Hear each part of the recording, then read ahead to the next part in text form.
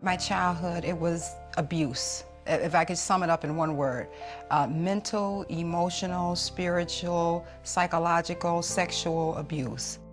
Anneshia Freeman had an absent father and a mother with paranoid schizophrenia. I started developing a belief system that compared to other people, there was something wrong with me. Because of her mental illness, Annesia's mother forced her children to read the Bible and pray on their knees for hours on end. I had a personal relationship with God, but it was distorted. I had asked God to come into my heart when I was like 7 or 8, and I told my mom, and I was so happy, but she she was a religious fanatic, and she operated out of a legalistic concept of God. It was a conditional relationship. I had to be perfect. By the time I became an adolescent, I was like, dude, why try? By high school, Anneshia found solace in drugs and alcohol. Her grades dropped as she looked for a way to pay for her addictions. When I was 13, I looked like I was 21 or 22. I resembled an adult woman. I didn't really think I was prostituting then. I didn't think that's what it was, but that's what it was. I was exchanging sexual services for drugs and alcohol. Anneshia ran from her home life after her high school graduation. I was living in Chicago when the addiction kicked into high gear. I had been smoking marijuana, drinking alcohol, occasionally snorting cocaine, but it only lasted for 3 minutes. And it cost $25 to feel like that for 3 minutes. I stopped paying bills. All of my money started going to cocaine. The addiction got so bad till I went back to Detroit, and that's when I got introduced to the crack cocaine subculture. And I started hanging out in crack houses.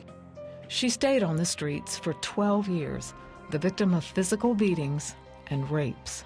I could see evil. I met evil there. I mean, I knew evil existed, but in those crack dens, I saw evil on an entirely different light. There are so many times when I have had pistols to my head, literally, pistols to my head, or somebody who had their hands around my throat choking me. That goes along with prostituting and being in crack houses and owing dope boys money. Oh, I felt convicted. I knew what I was doing. Some of the things I were engaging in was an abomination to God. I knew that, you know, but the drugs, I had to have the drugs. Anneshia couldn't handle her life of addiction anymore. She went outside to the nearest bus stop. But I had no plans to get on a bus. I was going to commit suicide. I was timing my leap into the street. I was just real resigned in my spirit. I had made up my mind, I can't live like this anymore. And a man was walking behind me, and he stopped. I didn't see him until he said something. That's what made me turn around and look at him. He said, "Don't you dare."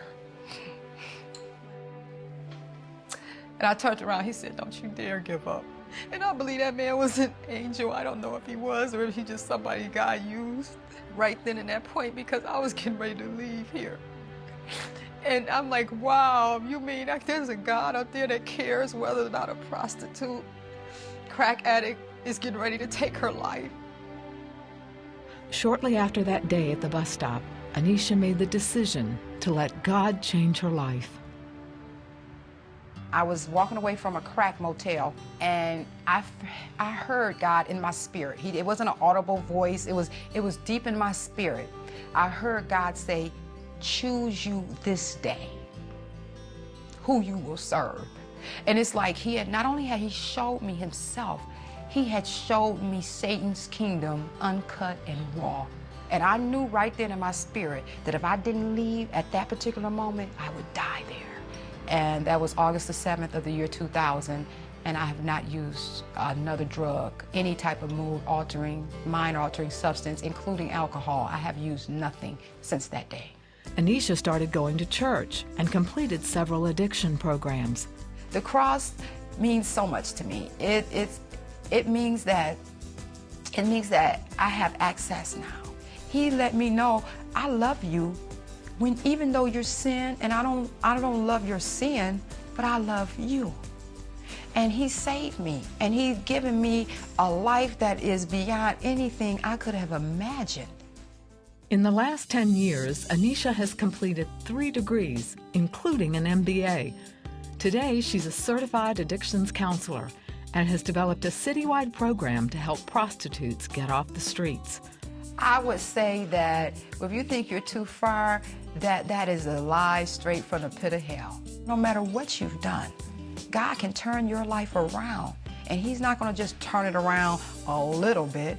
He can turn it all around till you don't even recognize your life.